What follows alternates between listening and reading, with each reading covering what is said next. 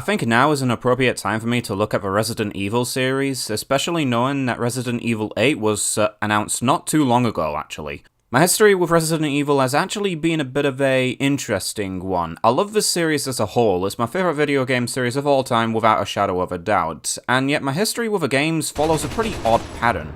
I'm not saying that the games are terrible, far from it. I mean, why would it be my favourite video game series if it's pretty much a dismal relationship between me and the games? But more or less it's my opinions on each game that are rather interesting.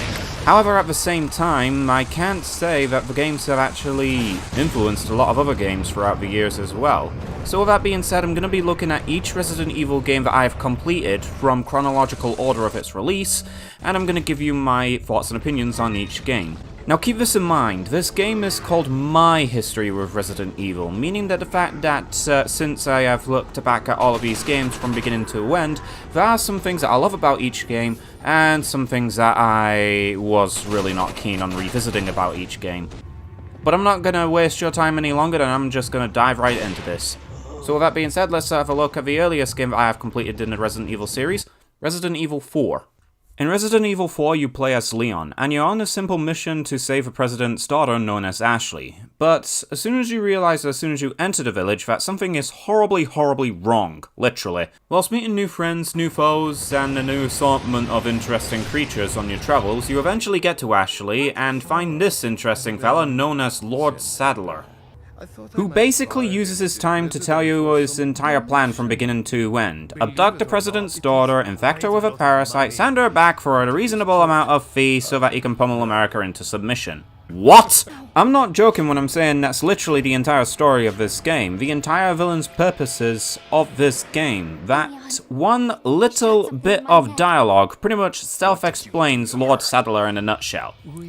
This literally comes within the first chapter, and I'm not lying when I'm saying first chapter. Each chapter of a game is split into chapter 1-1, 1-2, 1-3, and this is all within chapter 1. I'll give my verdict and my opinions on this in the ending portions of this video, but for now, just take this as you will. You eventually escape both the village and Sadler, but unfortunately Salazar is waiting for you in the majority portion of the game being the castle.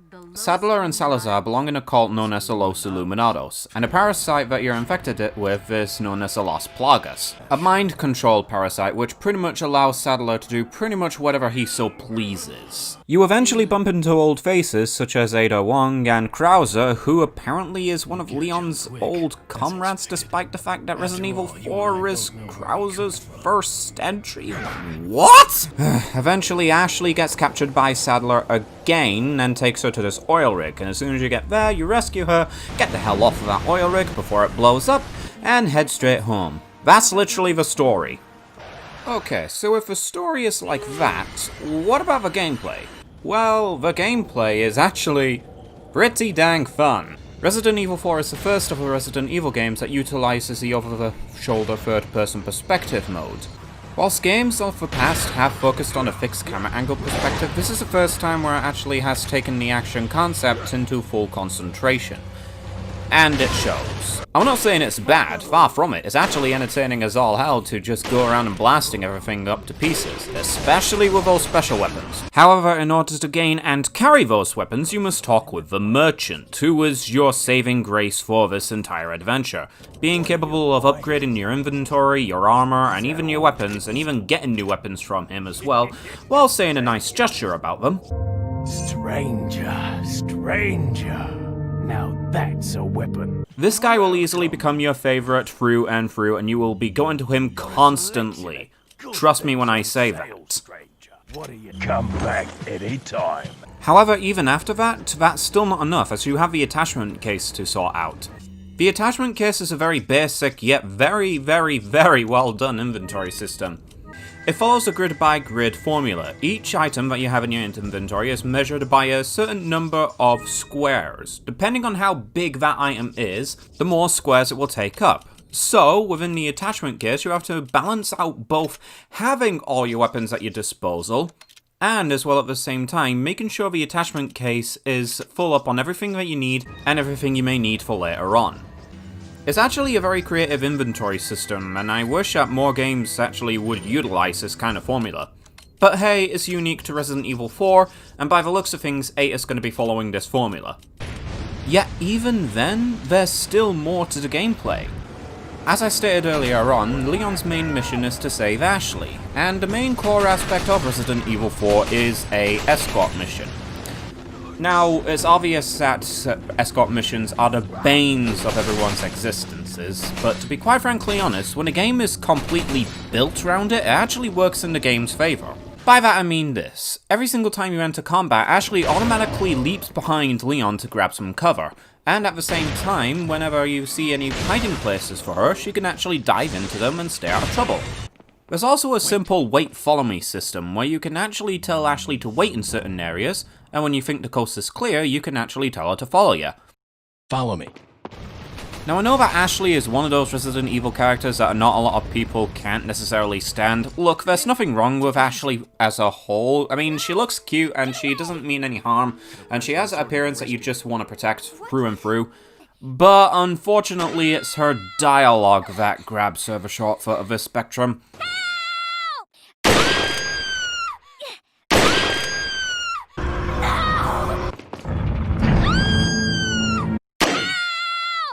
Honestly, the dialogue that Ashley can spit out is possibly the most aggravating thing about these escort missions, which unfortunately you're going to be hearing a lot. The game also has aspects where you can actually allow Ashley to climb over certain items to unlock doors, and even go through certain areas to collect certain items. I opened it, Leon. Ashley is not completely irritating and not completely useless. She's almost like an extended game mechanic, which a game actually feels like it wants you to have a control of every now and then.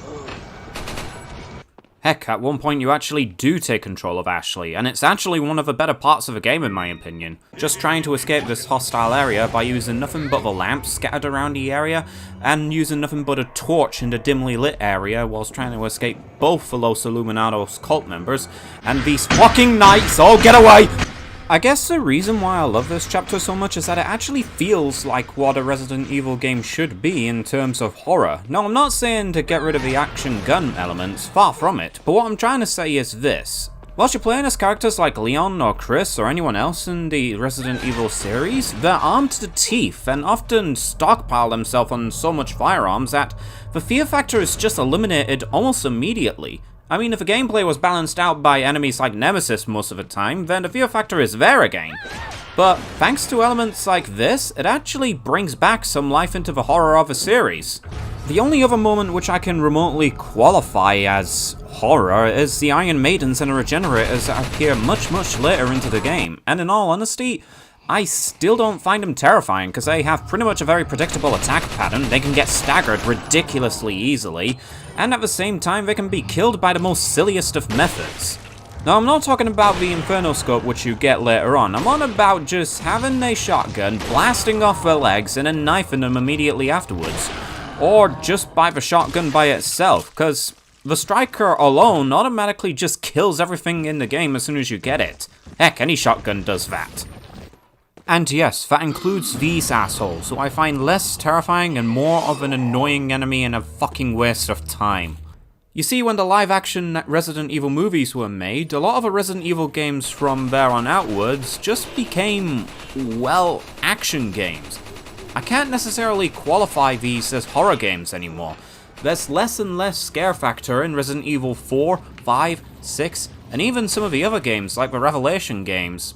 But that doesn't mean that a game can't use horror aesthetics or horror-like environments. There are areas in Resident Evil 4 which look breathtaking as a horror-like inspired game with action elements just sprinkled on top of it. And that's how I usually see Resident Evil 4, especially when I talk to other people about it. I don't see it as an iconic horror game, I just see it as a really good action game. Which I know is gonna piss a lot of you guys off, but hey ho, this is my history with Resident Evil after all. I mean, I'm hardly scared throughout the modern day era of any form of horror, so when it comes to Resident Evil, it's really hard for me to get a good scare out of it, especially when I can see some of these stupid things coming.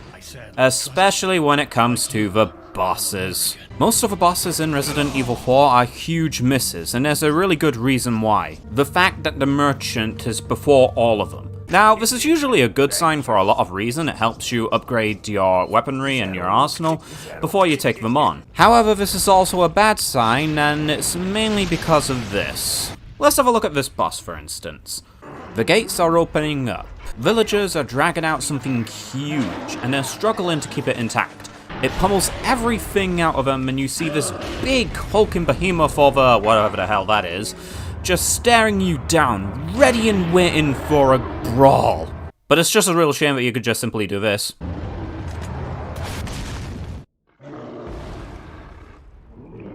All whilst hearing shit like this in the process. Monsters. Guess after this there'll be one less to worry about. So I want you to keep this in mind. I'm playing on the Switch versions for these games, and aiming for this game is a little bit off. But even with this off aiming, just simply by doing what I just showed you just there and then is all you need for these bosses. Except for the Salamander, because the Salamander has been the same boss through and through, regardless of which version you play. The Salamander, in all honesty, is practically the best boss out of a bunch, because it doesn't require any form of BS that the Merchant can dish out. Hell, the Merchant isn't even available before the boss fight, it's just a typewriter and then you face the Merchant immediately after you defeated the boss. I made that sound like as if the Merchant was a boss fight then, didn't I? The next boss was the one I just showed you, where you could just simply do this. The village chief I actually thought to myself might as well just face fairly, and to be quite frankly honest, he did keep my wits about me. However, he still dies in roughly the same way. A special weapon or 2 or 3 grenades, and that's it. Even this boss later on in the game, whilst yes, I did use the Thompson submachine gun or the Chicago typewriter to kill it, the killing process for this boss is still roughly the same. Just freeze it with one of the many ice containers scattered around the area and then blow it up with a rocket launcher.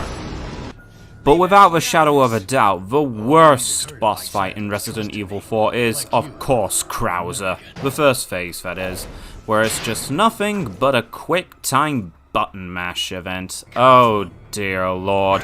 I'm just gonna say this through and through. The quick time events in Resident Evil 4 have not aged well whatsoever.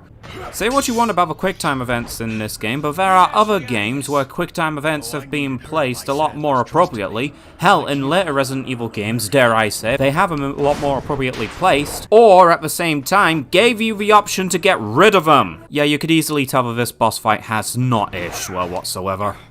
Lastly, for bosses, I'm going to talk about Sadler himself, because, oh boy, he is a massive ball of disappointment. Let's look at the Resident Evil bosses of both past and present, and see how well he fares in comparison to all of them.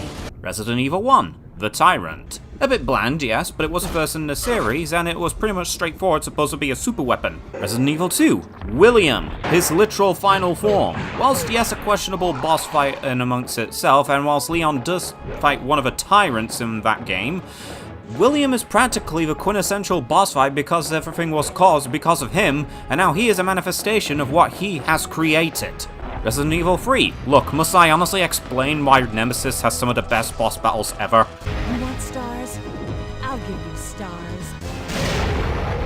Resident Evil 5. Wesker uses Ouroboros and becomes pretty much a lookalike of William from Resident Evil 2.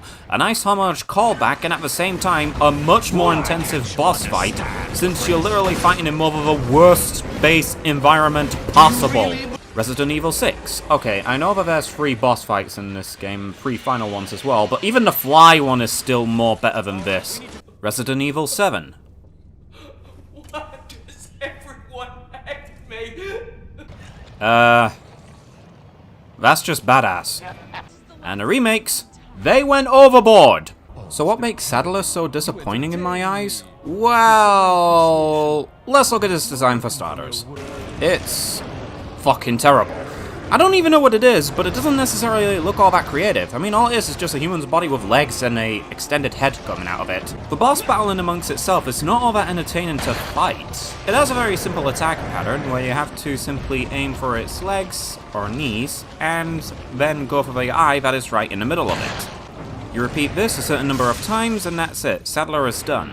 It's just boring, and I wouldn't necessarily be too surprised if a single rocket launcher could still end this boss, because if a special rocket launcher at the end is supposed to finish it as soon as you fire it, then I hate to see what would happen if you just use a single rocket launcher towards it. But I think now is as good a time as any for me to talk about both the story and Sadler in this game. The story in amongst itself, let's be brutally honest, is fucking dreadful. Whilst it is a basic damsel in distress plot, yes, it all rivals round thanks to Sadler in particular, and him just boasting out his plan right in front of Leon there and then. Oh my god, why do boasting characters exist if they don't back up their words there and then on the spot? You see mate, this is why Wesker is a lot more better than you. He literally tries to get the job done whilst he's in the area. But Sadler himself is just a bland and not very good villain. I mean, when you look at him initially, you don't see a Resident Evil villain. You see a Cthulhu cult leader rather than anything else, and that staff is helping reinforce that statement. And that final form? Yeah, must I explain a whole lot more? Needless to say, I thought Sadler was just a awful villain and an awful Resident Evil character as a whole. And as well, look, I'm sorry guys, I'm just not a fan of Ada. I really just couldn't get into her, especially from what I've seen in the original Resident Evil 2. Even after playing the Resident Evil 2 remake, I thought that she was a good character in that. But still, the thought of her just dying seems to be better off for the series than just having her to continue to live, cause oh my god, she's just like a Deus Ex Machina or plot hole on legs, and it just mucks up the series for me. And as for Krauser, it seems like he's been in the wrong game this entire time. The game trying hints that Leon and Krauser has had a history with each other from the battlefield, but in all honesty, when the only game that Leon has been in from Resident Evil 2 up to Resident Evil 4 was Resident Evil 2, there's no records of them fighting together to back up this rivalry, I want to say? And the boss fight later on doesn't help this either, especially since the fact that it can be easily won by just simply knifing the bastard. I'm not joking, this is how you can literally win Krauser in a nutshell. Finally, I want to talk about certain aspects of the gameplay before I let off my final verdict. The game as a whole plays amazingly, and you can easily feel the gunplay and as well at the same time the escort mechanics being completely at your control through and through. Even for something like the Switch, which has a little bit of a odd aiming mechanic, apparently because of how the Switch's control analog sticks are set up. The game still feels amazing to control even to this very day. My main issues though comes with a few factors. For starters, the camera shoulder buttons. I hated this mechanic and I'm glad they got rid of it in later games, apparently because of the factor that if you had a sharp left look with the left or right shoulder button on the right hand side, your character Leon will automatically turn to that direction to automatically start firing in that direction. This has happened to me so many times throughout my recording session, I was so close to rage quitting at some point. It's even worse as well when you nudge the analog stick only slightly to the left or right, only for Leon to do the exact same thing and just do a hard 90-degree turn, rather than the turn of the angle that you are already facing with that slight turn of the analog stick. Finally, there was some hit detection issues that I found. Well, except for this one here, this one was completely and legitimately my fault. But sometimes the game has problems trying to register you actually hitting the enemy, which is kinda strange. Every single time I try to shoot someone or something, there was some form of registration, but other times there just wasn't. Now I'm not including the armored aspects of the enemies, far from it, I'm not Darkside Phil, but when you clearly and obviously landed a shot that did not land from time to time, it's aggravating. Plus, what's even more aggravating is some of the concepts where it came to the escort missions of Ashley. And believe it or not, these main gripes I had were mainly gameplay level mechanics rather than just Ashley herself. So think about it this way. Sadler wants to make sure that Ashley remains alive, heads over to the United States, and spread the Lost Plagas, yes? So why is it that certain enemies don't know the difference between trying to snag Ashley and literally trying to attack her? I think everyone who has seen the first aspects of the castle can easily agree with me on this, that having those catapults in the area just makes completely no sense, especially when Ashley is roaming around the place. Hey guys, do you want her or not? At the end of the day though, Resident Evil 4 is still a fantastic Resident Evil game, and a fantastic game as a whole. Is it my favourite in the series? No, I don't think it's my favourite by a long shot. In fact, I think there are games that I've played in the series that deserve that title better than 4. One might be stretching it a little bit, but I have my reasons. But honestly, I can easily see why people would recommend this as an entry point into the Resident Evil games. Now, truthfully, myself, I would recommend either the Resident Evil 2 remake or any of the Revelations games. But I can still understand why this is a favourite amongst other people. It's not my favourite, but I can easily see why it is. On the ratings on how I'd put it, I'd think it might be somewhere within my top 6. It's not necessarily in my top 5, but still at least within my top 10. Hey everyone, thanks for watching until the end of this video. I know this may seem like a shoddy, almost amateurish take on almost like a review or a retrospective. It's like my first time doing these sort of things, so any form of advice would be very helpful in the long term of things.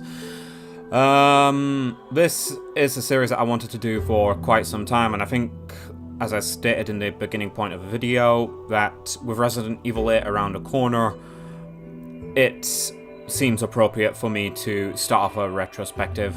Now, there are more knowledgeable reviewers on YouTube that have done Resident Evil 4 a whole lot more justice of a review than I have, but this was just my thoughts, my opinion, and that's why I wanted to make this video as well as do this retrospective to share my whole opinions on the Resident Evil series, because I love Resident Evil, I'm looking forward to Resident Evil 8, and I hope you guys are keen on seeing what I have to say about each and every single installment of the Resident Evil games that I at least have completed. So, it is odd for me to start on Resident Evil 4, yes, but who knows, perhaps I might actually be able to complete the Resident Evil original, classic, remake, or whatever. I know I stumble across my words a lot, that happens so many times throughout the recording of this, but once again, I just want to say thank you very much for watching this video.